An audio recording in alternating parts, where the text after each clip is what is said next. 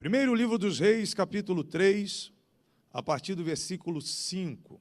Nós vamos ver a narrativa sobre o jovem Salomão, um menino Salomão, que recebe uma responsabilidade tremenda de substituir o grande rei Davi, uma das personagens mais carismáticas, importantes da história de Israel. E agora esse menino recebe essa grande responsabilidade, mas nós vamos ler que Deus se antecipa. E essa narrativa, ela nos fala, e eu creio que esta palavra o Espírito Santo vai ministrar poderosamente ao seu coração, sobre como Deus pega esse menino e o projeta de uma forma histórica como nunca antes. Ainda antes de ler o texto, a história de Salomão, ela não está apenas nas páginas da Bíblia, nas narrativas da Bíblia, o que já seria suficiente, porque é o livro dos livros, a palavra de Deus. Mas a narrativa sobre a vida desse rei extrapola as Escrituras e acham-se registros históricos de um rei hebreu que mudou a história da sua região pela sua sabedoria e pela sua riqueza. Deus deu prosperidade, riqueza e sabedoria a esse menino que a gente vai ver aqui, como ele nunca deu a mais ninguém em toda a história de Israel. Então há registros históricos de Salomão em museus pelo mundo afora, repito, fora até da Bíblia. Então imagine como Deus decidiu projetar esse rapaz. Mas para a gente entender como foi que isso aconteceu, vem essa narrativa. Versículo 5. Em Gibeão apareceu o Senhor a Salomão de noite em sonhos. E disse Deus a Salomão: pede o que queres que eu te dê. Bíblia aberta aí, não fecha não, olhe para cá por favor.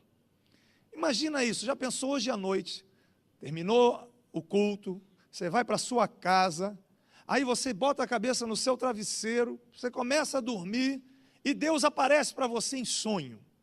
Você tem uma revelação de Deus para você lá na sua cama, lá no seu travesseiro.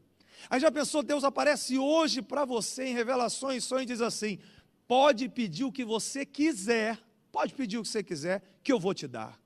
Meu Jesus, já pensou? Vamos pensar um pouco nisso, o que é que você pediria? Sei lá, pastor Cassiano, sei lá.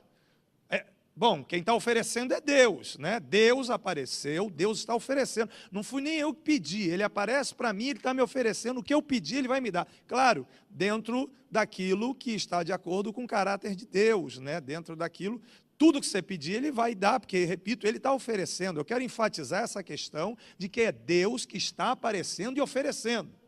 Aí vamos supor, você diz: Senhor Deus, então eu quero o seguinte: eu preciso ajudar muita gente aqui, preciso ajudar muitos parentes, muitos amigos no Brasil. O senhor está perguntando o que eu quero? Então faz o seguinte: o senhor me dá 1 bilhão de euros. E aí pronto, eu estou muito feliz. Bom, é dinheiro demais. Mas Deus não está dizendo: pede o que você quiser que eu vou te dar? Seria pecado pedir isso? Não. Ou outro poderia pedir: não, Deus, eu quero o seguinte: eu quero saúde. Eu quero viver até os 100 anos de idade sem enfermidade nenhuma. Eu quero longevidade e saúde, mas não ficar doente de jeito nenhum e morrer dormindo, que é o sonho de todo mundo, né? E aí o povo diz assim: rapaz, o camarada morreu dormindo e acordou morto. Não, como é que acordou morto? Não acordou, né? O povo não diz acordou morto. Então, Deus, eu quero longevidade, mas... Não é nem riqueza e nem longevidade. Deus sabe o que eu quero.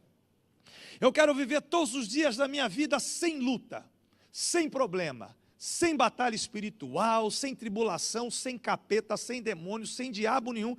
Eu quero uma vida de paz, só sossego. Viver todos os dias da minha vida num sossego, numa tranquilidade. Bom, se a pessoa pede isso, é Deus que está oferecendo. Você deitou a cabeça lá e Deus aparece. O que você quer que... Pode pedir que eu te dou. Então, qualquer uma dessas alternativas está valendo, porque, repito, é Deus quem está oferecendo.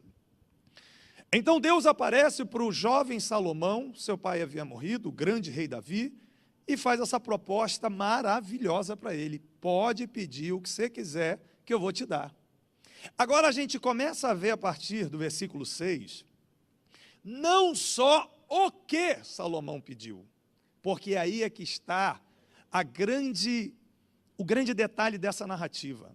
Salomão não vai logo de cara dizendo o que ele quer. Não, então o Senhor está me oferecendo, eu quero tal coisa. Não. A maneira de Salomão orar, o jeitinho com que ele pede, ele faz um arrodeio com algumas coisas importantes, a gente vai ver isso agora no texto, para depois desse arrodeio ele dizer o que ele quer. E o que ele disse é fantástico, mas eu quero enfatizar que a maneira como ele disse também é extraordinário. Respondeu Salomão. É interessante essa narrativa que se Salomão fosse brasileiro, ele seria mineiro. Porque ele vai comendo assim pelas beiradinhas, né? E não vai direto ao assunto, não, ele vai pelas beiradinhas. Eu sou carioca, mas meus pais são mineiros. Ele diz assim em oração: de grande benevolência usaste para com teu servo Davi, meu pai. O Senhor foi bom com meu pai. Como o Senhor foi bom com meu pai Davi? Porquanto ele andou diante de ti em verdade e em justiça, em retidão de coração para contigo. Davi foi fiel, o Senhor o abençoou. Então ele está trazendo à lembrança o relacionamento que Deus tinha com Davi. E quero aqui ressaltar, se você tem lido a história de Davi, meu amigo, um ser humano nesse planeta Terra, para ter tanto amor a Deus, tanta amizade com Deus, ao ponto do seu coração ser parecido com o coração de Deus, é o Davi. Desde a sua adolescência até já na sua fase madura de vida, a gente vê Davi tocando a sua harpa, compondo hinos que se tornaram hinos importantes do inário de Israel até hoje. Então, a intimidade que Davi tinha com Deus é algo extraordinário. E aí Salomão, ele não pede logo o que ele quer, não. O senhor era muito amigo do meu pai, né? O senhor tinha uma amizade com meu pai, ele andou na tua presença e tal. Aí ele continua: e guardaste-lhe ao meu pai, o Senhor guardou essa grande benevolência, e lhe deste um filho, que se assentasse no seu trono, como se vê neste dia. Então, o relacionamento do Senhor com meu pai era maravilhoso, e o resultado, um dos resultados dessa comunhão, amizade, relacionamento que o Senhor tinha com meu pai, sou euzinho aqui. O privilégio, dizendo Salomão, de me assentar no trono. Aí entra o versículo 7. Agora, pois, ó Senhor, não Deus de Davi, meu Deus, porque o Senhor foi um grande amigo do meu pai, mas eu creio que também será um grande amigo meu. Irmãos, eu quero ressaltar aqui que a oração de Salomão está baseada em relacionamento com Deus. Senhor, meu Deus também. Tu fizeste reinar o teu servo em lugar de Davi, meu pai. Ponto, espera um pouquinho. A primeira coisa que Salomão coloca aqui nessa oração com muita humildade, mostrando a sua pequenez, mostrando a sua dependência de Deus, mostrando que ele precisava de Deus, é o seguinte: o Senhor me colocou para reinar no lugar do meu pai Davi. Meu irmão, substituir Davi aqui, ser filho de Davi aqui, é como ser filho do Ayrton Senna. Como é que um piloto vai conseguir pilotar como pai? Ser filho de Davi aqui é como ser filho do Pelé. Não tem como jogar igual Pelé. Então não tem como Salomão ser, o que ele está pedindo aqui é pelo menos ser alguém parecido com o pai dele. Ele está dizendo: Senhor, o Senhor me coloca no trono, um adolescente, e a dificuldade é tão grande que eu tenho que substituir nada mais, nada menos que o meu pai Davi, o grande rei de Israel. Repito, a figura carismática de Davi é tão marcante na cultura do povo de Deus de Israel, que até hoje, na bandeira de Israel, tremula a estrela de Davi. Então Salomão coloca isso na oração dele: está difícil, Deus, eu ser rei aqui, porque quem me antecedeu foi o Davi, o meu pai. Mas ele vai colocar agora mais duas dificuldades, mais dois pontos, são 3 pontos na oração, essa é a primeira, os outros 2, em que ele coloca a dificuldade que ele tem de ser rei. Mas Deus não falou para ele: pede o que você quiser que eu vou te dar. Ele não pede logo, ele vai colocando primeiro as suas necessidades fundamentais. E eu, além de ser filho do Davi, sou apenas um menino pequeno. Eu não sei como sair e eu não sei como entrar. Então a segunda debilidade colocada aqui por Salomão é: eu sou muito novo, eu não sei como é que eu vou ser o rei no lugar do meu pai. Terceiro, versículo 8: e o teu servo, além de ser filho do grande Davi, além de ser muito menino, teu servo está no meio, e aqui um outro detalhe importante no texto, na narrativa, não é o meu povo, porque agora eu vou ser o rei. Não, não, não. O teu servo está no meio do teu povo. Essa gente sobre a qual eu reinarei, não é minha, Deus. Esse povo é seu. Então a minha responsabilidade em reinar sobre Israel é muito maior, porque esse povo de Israel é o povo de Deus, é o teu povo, Deus. Eu estou numa situação difícil demais.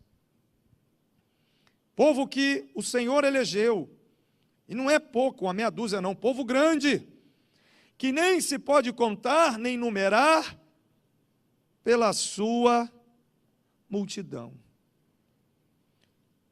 Sou filho do Davi, sou um jovenzinho, não tenho experiência, e terceiro, o povo é teu, o povo é grande, e a minha situação é muito difícil. Tá bom, Salomão, mas eu preciso entender nessa oração que você está me fazendo, o que você quer que eu te faça. Mas ele faz todo esse arrodeio, repito e enfatizo, para colocar diante do Senhor Deus em oração as suas necessidades, a sua pequenez, a sua humildade. Antes de entrar no versículo 9, Bíblia aberta, olhe para cá. A maneira como você pede, a maneira como você ora, a maneira como você se coloca diante de Deus para pedir alguma bênção, alguma coisa, ela é fundamental. Nós não podemos achar que Deus é obrigado a nos ajudar. Tem gente doida que acha que pode botar Deus na parede. Tem gente maluca que acha que pode exigir de Deus. Eu fico pensando que o nosso relacionamento com Deus não é como se ele fosse um garçom, como se ele fosse o gênio da lâmpada, que você acha a lâmpada, esfrega, não, agora ele tem que me dar 3 pedidos, amo, o que você quer que eu te faça? Não, não é assim. Nosso relacionamento com Deus, especialmente nós igreja, especialmente nós, Novo Testamento, e especialmente nós, dispensação da graça, nosso relacionamento com Deus é relacionamento de filho com pai. Você não vai pedir a Deus de qualquer maneira. O meu filho Daniel está com 17 anos, está um pouquinho maior, está do meu tamanho, vai ficar maior do que eu. Mas ainda hoje, se ele chegar para mim e me fizer um pedido, com uma linguagem muito carioca, cheio de marra, empáfia, soberba, né? Ei, pai, você é meu pai, você tem que me dar esse dinheiro. Respeita seu pai, rapaz, você respeita seu pai? Mesmo que ele esteja maior do que eu, ele não pode pedir de qualquer maneira alguma coisa. E as pessoas acham que podem ser desrespeitosas com Deus através da oração. Mas a gente vê já no início dessa narrativa como Salomão, antes de chegar no seu pedido, ele vai com muito jeito, ele vai com muita humildade, ele vai colocando as suas debilidades, ele vai apresentando suas necessidades mais intrínsecas, mais importantes daquele momento que ele está vivendo, para aí sim pedir o que ele quer. E aí ele pede, versículo 9. Sabe o que eu quero, Deus? Isso aqui é tremendo, isso mudou a vida do Salomão, isso fez o Salomão virar esse Salomão da Bíblia e da história da humanidade. Dá, pois, ao teu servo um coração sábio, um coração entendido. Para quê, Salomão? Para julgar o teu povo, para que prudentemente discina entre o bem e o mal, porque quem poderia julgar a este teu tão grande povo? Você entendeu o pedido de Salomão? Completamente altruísta. Ele se esvazia do seu eu, ele se esvazia do seu ego. O pedido dele é o seguinte: Deus, me dá juízo, me dá sabedoria, para que eu seja útil a ti e ao teu povo. Me dá entendimento para eu poder ser um bom rei, pelo menos parecido com o que o meu pai foi. Eu quero pedir que o Senhor me capacite para eu te servir com excelência.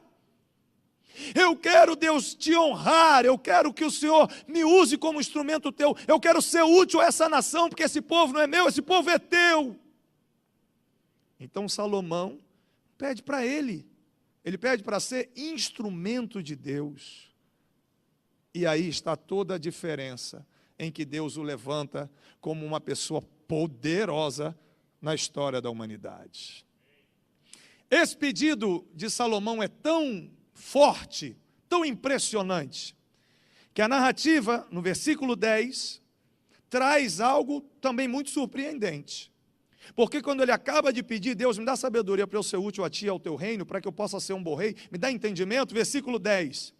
E esta palavra, este pedido, essa oração, isso pareceu bem aos olhos do Senhor, o ter Salomão pedido tal coisa. Bíblia aberta novamente, olhe para cá por gentileza. O que é de extraordinário nisso? Pergunta aos irmãos aqui. Antes mesmo de Deus aparecer para Salomão, antes de Deus fazer a proposta, pede se você quiser que eu vou te dar, antes mesmo de Salomão responder, Deus já não sabia o que ele ia pedir? Sim ou não? A onisciência é de Deus, ele não sabe de tudo. Por que Deus é Deus? Porque Deus é capaz de ver o futuro, o presente e o passado ao mesmo tempo agora. Deus é Deus porque Ele te vê agora no ventre da sua mãe, Deus é Deus porque te vê sentado aqui essa noite, Deus é Deus porque vê você na eternidade, não existe limitação de tempo. Então é lógico que Deus sabia qual seria a resposta desse menino, desse jovem Salomão, porém, a narrativa, o texto bíblico, ele se mostra como se Deus estivesse sendo pego de surpresa. Você viu o que esse rapaz falou? Você viu o que ele me pediu? Eu estou abrindo um leque de possibilidades para ele pedir o que quiser, e ele está me pedindo para que eu dê sabedoria a ele, para ele ser um bom rei, ser útil a mim e ao meu povo. Parece que Deus foi pego de surpresa. Parece que Deus está. E é lógico que isso tem que acontecer, porque a Bíblia Sagrada é um livro de Deus para nós seres humanos, né? Então, Deus, ele se rebaixa, ele desce ao nível do nosso entendimento. E esse texto meio que humaniza Deus, porque se a palavra de Salomão pareceu boa ao coração de Deus, aos olhos de Deus, significa que Deus gostou, significa que Deus curtiu, significa que Deus sentiu prazer naquele pedido de oração, significa que Deus gostou demais. Olha o que esse menino está me pedindo, rapaz. E esse versículo 10, ele vem para nos mostrar que Deus não é uma máquina, que Deus não é um ser frio, que Deus não é uma caixa de débito, de crédito, um caixa eletrônico. Eu não aguento. Nós estamos passando por um problema sério no Brasil por causa da teologia da prosperidade, irmãos. As pessoas acham que pode obrigar Deus a fazer as coisas. Salomão pede algo que emociona Deus. Salomão faz um pedido que deixa Deus, eu imagino Deus com um sorriso grandão assim no trono. Deus, eu quero sabedoria para poder ser um bom rei. Aí Deus sorri para Salomão. Para pensar agora. Como você tem feito as suas orações? Como é que você tem colocado diante de Deus os seus anseios, suas necessidades? Um milagre, algo que você precisa, que só Deus pode fazer. Mas como é que você se achega a Deus para pedir tal coisa? E quando você entra ali no cerne, naquilo que você tanto precisa, como é que você pede isso? A maneira de orar e o que você vai pedir pode tocar o coração de Deus e Ele desejar ajudá-lo, ou pode afastar você mais ainda de Deus. Outra coisa importante aqui. Há um segredo quando a gente pensa na vontade diretiva de Deus e na vontade permissiva de Deus. Você sabe que a vontade permissiva, ou seja, quando Deus permite algo, está ligado ao nosso livre-arbítrio. Então você toma as suas decisões, enfia o pé na jaca, faz bobagem, e Deus deixa acontecer porque Ele respeita sua livre escolha, livre-arbítrio. Mas o ideal é quando você pede algo a Deus que está dentro da própria direção dEle para você. Eu chamo isso de juntar a fome com a vontade de comer. E é o que Salomão faz aqui. O que Deus queria fazer através de Salomão? Davi já tinha entregue um reino grande, Davi já tinha vencido muitas batalhas, mas Deus queria ampliar as tendas de Israel, Deus queria aumentar aquela nação, e o templo que Davi, por derramar tanto sangue, não pôde construir, a função e a missão estava agora na mão do menino. E quando o menino se coloca exatamente no centro da vontade de Deus, bum! Não tem como segurar. Quando você pede a Deus algo que você sabe que é a direção dele para a sua vida, meu irmão, as coisas começam a abrir para você como porta de aeroporto. As coisas começam a funcionar numa velocidade que você não entende, porque simplesmente você encaixou a sua vontade com a vontade de Deus. Como há crentes cristãos que batem com a cara na parede, dá murro em ponta de faca, porque cisma em tentar andar na direção contrária de Deus. Você sabe o que Deus quer para a sua vida. Aí você fala, não, mas eu vou por aqui. Aí é o profeta Jonas, vai parar na barriga de um peixe, porque está andando na direção contrária. Ao contrário, Salomão se encaixa perfeitamente naquilo que Deus já queria para a vida dele. Se você quer ter sucesso na vida, e qual foi o sucesso desse rapaz? Esse menino. Ah, mas ele já era um príncipe. Ah, mas ele... Não, mas era um... Ele podia ter dado errado, como tantos outros depois dele deram errado. Você vê a história dos reis de Israel, teve rei que ficou 3 anos só e já morreu. Por que é que deu certo a vida de Salomão? A humildade na maneira de orar. Apresentar suas debilidades, apresentar a sua pequenez. Eu sou um menino, o meu pai é o Davi, enfim, tudo isso que já falamos. Ele apresenta e depois ele vai direto ao ponto. E o ponto qual é? Ser útil a Deus. Quando a gente aprende o caminho do coração de Deus, quando a gente aprende o que Deus quer para a minha vida, e se eu vou direcionar minha vida para tal coisa, as coisas vão funcionar, aí começa a acontecer o versículo 11 na minha vida, na sua vida. Versículo 11. O versículo 10, eu repito, é uma demonstração de emoção de Deus. Deus tem coração, Deus tem sentimentos. E todas as personagens bíblicas, isso ia me passando, deixa eu lembrar antes do versículo 11. A Bíblia Sagrada é um livro de narrativas, de histórias de pessoas que aprenderam a se relacionar com Deus. Os grandes heróis e heroínas da Bíblia são aquelas pessoas, independentemente de classe social, independentemente do lugar onde nasceu, essas pessoas se tornaram pessoas de sucesso. Por quê? Porque eram super talentosas? Ah, porque eram pessoas extraordinariamente inteligentes? 1000 vezes não. Se tornaram pessoas de sucesso porque aprenderam o caminho de Deus. A Bíblia é um livro que conta histórias de pessoas que aprenderam o caminho do coração de Deus. Aprenderam a tocar no coração de Deus. E quando você toca no coração de Deus, versículo 11. Pelo que Deus gostou tanto da resposta do menino que ele disse: porquanto pediste isso, e não pediste para ti longevidade, muitos dias, viver anos e anos sem doença, sem problema. Também você não pediu para você riquezas, apenas por usufruto egoísta. E você também nem me pediu a vida dos seus inimigos. Mas você pediu entendimento para discernir o que é justo. Você me pediu o que eu estava muito afim de te dar. Você me pediu o que já era projeto meu na sua vida. Aramache de que avassaios. Quando você toca no coração de Deus, aí é feito cascata, é avalanche. Olha o que Deus faz na vida do menino. Eis que faço segundo as tuas palavras. Ponto, segura aí, olhe para cá.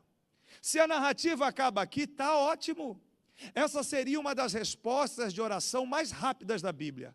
O que você quer? Salomão demora a pedir, mas quando ele pede, Deus diz: gostei tanto que eu estou te dando. Você quer sabedoria para ser rei? Pá, recebe. Acabou. Já seria maravilhoso o final da narrativa se acaba aqui. Só que a Bíblia faz questão de mostrar que quando você toca no coração de Deus, cachoeira de bênçãos, cachoeira de vitórias, seja prosperidade financeira, saúde, casamento, filhos, fertilidade. Meu Deus! eis que te dou um coração, olha o que Deus continua dizendo, eis que te dou um coração tão sábio e entendido, que antes de ti, teu igual não houve, e depois de ti, teu igual não se levantará. Bíblia aberta, olhe para cá, foi isso que ele pediu? Senhor Deus, eu quero o seguinte, eu quero ser o rei mais sábio da história da humanidade. Eu quero ser reconhecido como aquele rei inteligente, sábio, como ninguém nunca foi. O Senhor aparece para mim num sonho da noite, eu te peço, eu quero ser ímpar, eu quero ser só eu, ninguém vai ser tão inteligente como eu. Foi assim que ele orou? Foi assim que ele pediu? Ele pediu para se destacar como a pessoa mais inteligente da terra? Ele pediu isso, sim ou não, irmãos? E por que é que Deus está dando isso tudo para ele, se ele não pediu? Ele não pediu isso, e por que Deus está dizendo? Não vai ter ninguém na história da humanidade, antes de você e depois de você, tão sábio. Você é a referência, quando alguém fala sabedoria, Salomão. Se ele não pediu isso, por que ele está recebendo isso? Porque ele aprendeu a tocar de Deus. E quando você toca no coração de Deus, Ele não te dá só o que você está pedindo, na medida que você está pedindo, como o apóstolo falou, do jeito que ele possa estar pensando. Quando você está pedindo algo que é vontade de Deus e tocou no coração de Deus, Ele dá o que você está pedindo, mas Ele dá de forma multiplicada, Ele dá de forma exagerada, Ele dá que as pessoas que te conhecem dizem, meu Deus, o que é que está acontecendo com aquele homem? O que é que está acontecendo com aquela mulher? Olha como Deus o exaltou, olha como Deus o levantou, olha o que Deus está fazendo na vida dele, nem você entende, porque você diz, Deus, eu pedi isso aqui, o Senhor está me dando assim. Mas o segredo é aprender a tocar num relacionamento honesto, sincero, transparente, humilde, porque Deus rejeita os soberbos. Numa linguagem carioca, cheio de marra. Numa linguagem baiana, eu fui missionário 7 anos na Bahia, besta. Vai para lá, besta. Mas Deus concede a sua graça aos humildes. Quando você toca no coração de Deus, Ele dá o que você está pedindo, mas de forma exagerada, que nem você entende, nem quem te conhece. E acabou a bênção? Não. Versículo 13. Salomão, eu gostei tanto do jeitinho que você me pediu, eu gostei tanto do que você me pediu, que eu estou dando sabedoria toda para você. Ninguém na terra vai ser sábio como você. Mas tem mais uma coisa, Salomão. Eu estou tão satisfeito com a maneira como você me pediu, o que você me pediu, que eu também vou te dar o que você não me pediu.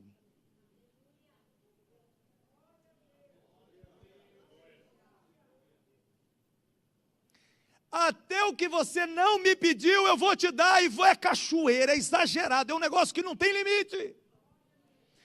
Eis que te dou riquezas e glória,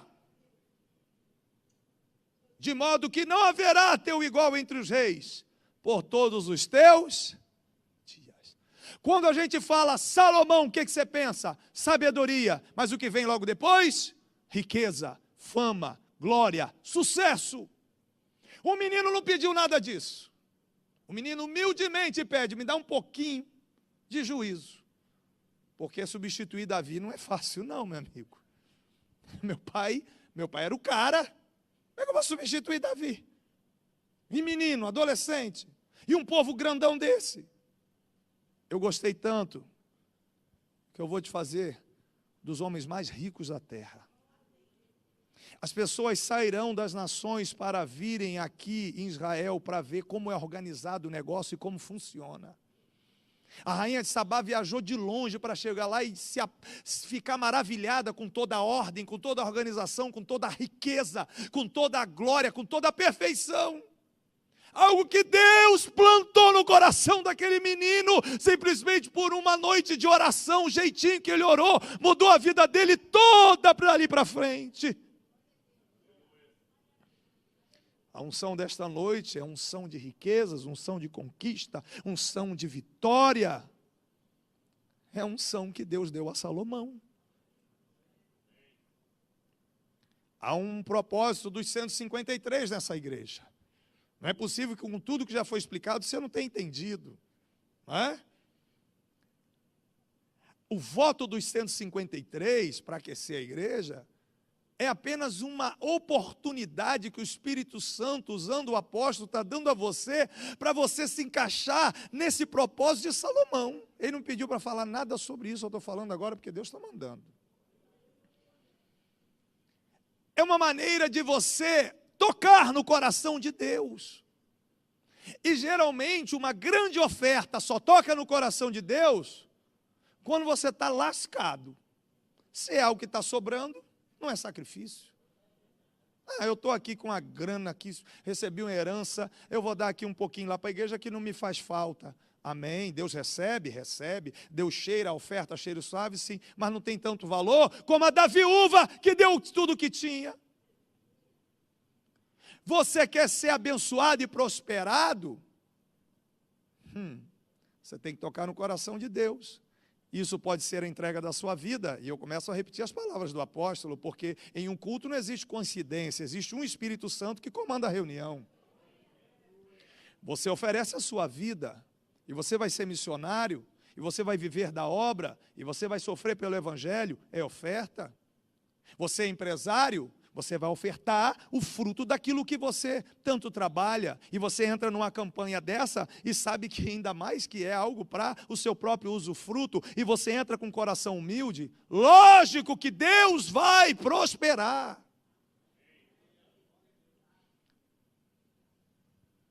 Deus tem sentimentos, Deus tem coração, e eu começo a terminar. A maneira de ser abençoado. Pastor Cassiano, o que eu faço para ter uma vida abençoada aqui nessa vida, aqui na terra? Aprenda a se relacionar com Deus. Vamos trazer para o Novo Testamento, 3 minutinhos. Jesus tinha 12 discípulos, mas quando ele queria ter um momento a sós, ele separava 3. Quem eram? Pedro, Tiago. Ele entra para ressuscitar uma menina no quarto. Todo mundo sai, por favor, mas fica comigo. Pedro. Ele sobe um monte e lá brilha como uma lâmpada, aparece Moisés e Elias. Ali a transfiguração. Todos os 12 estavam lá em cima? Não, só quem estava com ele lá em cima. Então ele amava mais os 3 do que os 12? Acho que não, acho que ele amava os 12. E ele disse, eu amei vocês e amei até o fim. Mas os 3 mostravam mais afinidade. Os 3 eram mais afim de Jesus do que os outros 9. Aqueles 3 eram mais apaixonados por Jesus do que os outros. Você chega para uma mãe que tem 5 filhos, homens, 5 meninos. Você diz, irmã, qual dos 5 você ama mais? Isso é uma afronta falar isso para uma mãe. Que isso, pastor? Eu amo meus 5 filhos igualmente como os dedos das mãos. É verdade, ela ama os 5. Mas um dos 5 é mais dengoso, demonstra mais afeto. Ô, mamãezinha querida, eu trouxe aqui um copo de suco para a senhora, mas não te pedi nem água, mas eu te amo. Você está querendo alguma coisa? Não, é de coração, eu amo tanto a senhora. Ô, mamãezinha querida, eu te amo. E faz carinho e beija. Essa mãe ama os 5 filhos igualmente. Ninguém duvide disso. Mas quando ela vai dar um dinheirinho para eles, ela dá 10 reais para os 4. Para esse ela dá 20 reais e diz assim, deixa seus irmãos verem não, toma esses 20 aqui.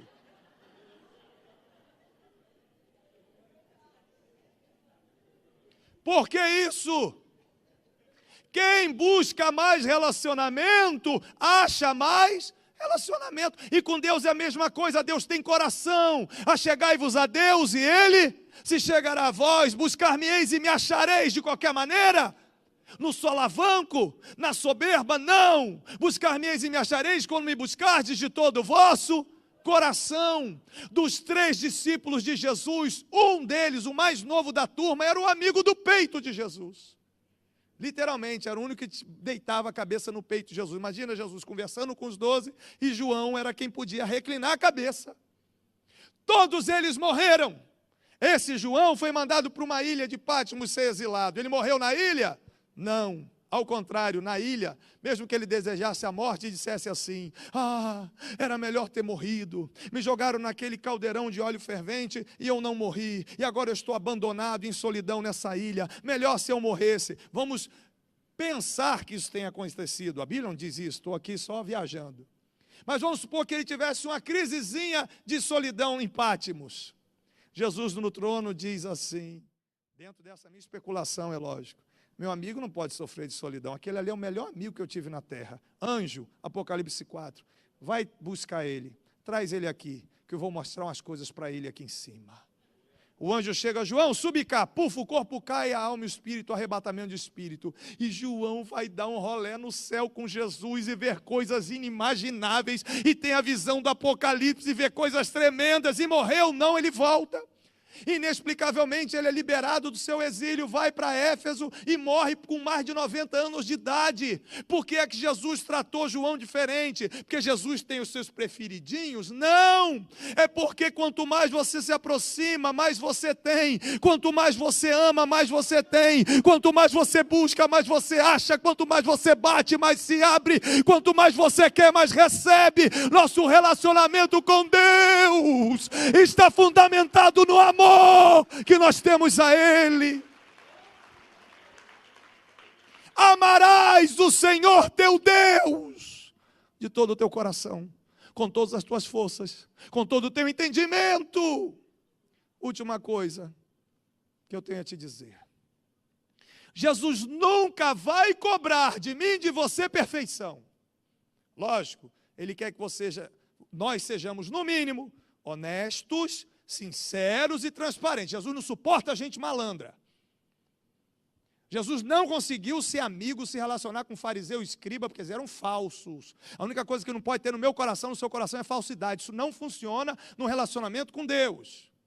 Mas mesmo que você tenha suas debilidades, suas fraquezas, suas dificuldades, Jesus nunca vai cobrar a perfeição de mim e de você, que nós não somos perfeitos ainda. Mas só tem uma coisa que Jesus cobra, e não abre mão. E ele disse isso à igreja, uma das igrejas lá em Apocalipse. Ele só quer que você o ame. Jesus não quer que você seja perfeito, mas Jesus quer que você o ame sobre todas as coisas. Salomão virou o grande Salomão porque aprendeu a tocar no coração de Deus. Eu espero, honesta e sinceramente, em nome de Jesus, meu Senhor, que a partir dessa noite, você reveja o seu relacionamento com Deus. Que você reveja, pare para pensar, se autoanalise sobre como você tem orado, sobre como você tem feito os seus pedidos. Pastor Cassiano, mas o irmão não tem noção da luta que eu estou passando. E aí? Por causa disso, você não sabe ter humildade para orar e saber a vontade de Deus para juntar a fome com a vontade de comer? Fique de pé na presença de Deus. Feche os seus olhos e curve a sua cabeça, por favor.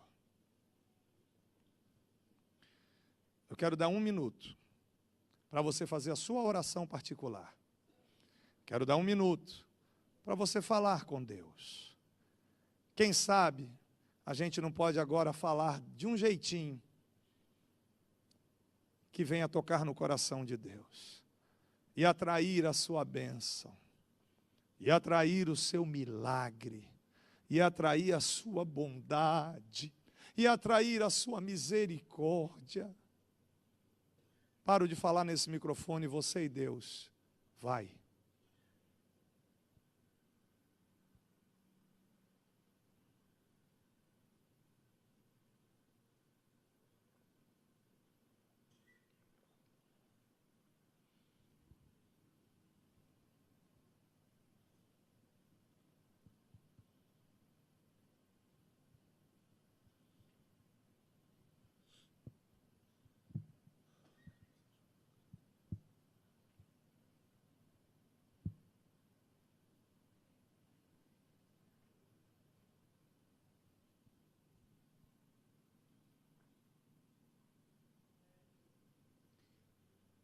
Deus de Salomão, nosso Deus e nosso Pai Celestial, oh, em nome de Jesus, teu Filho, nosso Senhor, nós precisamos tanto, tanto, tanto, Que esse ano de 2019 seja um ano diferente na nossa vida. Porque sabemos que está muito próxima a vinda do teu Filho Jesus, ó Pai. E há muito para se fazer e muito pouco tempo para se realizar. Aramachei, aramanduricaio, xeiramaraiachat. Eu quero pedir a Ti, Senhor, sabedoria. Como teu servo Moisés, no Salmo 90 diz, ensina-me a contar os meus dias, ó Deus, de tal maneira que eu alcance um coração sábio, sábio para Te agradar, sábio para ser útil a Ti, sábio para realizar a Tua obra, sábio para o Senhor fazer o que o Senhor quiser e levar para onde o Senhor quiser, para avisar a quem o Senhor mandar, mas nos dá sabedoria, Deus. Livra o nosso enganoso coração de tanto egoísmo. Meu Deus, essa vida aqui é tão passageira, é como uma plantinha que se levanta e logo em seguida morre secando-se ao sol. Tem tanta coisa importante para realizar para Ti, Deus. Livra o nosso coração do egoísmo, do egocentrismo, de olhar para o seu próprio umbigo e apenas achar que o Senhor tem obrigações em satisfazer nossos prazeres e deleites. Deus, nos dá juízo, entendimento, sabedoria esta noite, para que a nossa vontade seja a Tua vontade, e assim nada poderá atrapalhar a nossa caminhada. Eu te peço, ó Pai, pelo Teu bom Espírito, que o Senhor toque no coração e na alma de cada crente aqui esta noite, e também na vida daqueles que agora estão através da internet, no YouTube. Deus, pelo poderoso Espírito Santo, toca agora neste coração, para que haja uma autoanálise, para que a pessoa olhe para si e pense no como está o relacionamento contigo, a fim de que mude isso, porque se o relacionamento mudar, tudo mudará. E assim como o Senhor deu a Salomão não só o que ele pediu, deu o que ele pediu de forma exagerada, e até o que ele não pediu, o Senhor sobejou. Faz assim, em nome de Jesus.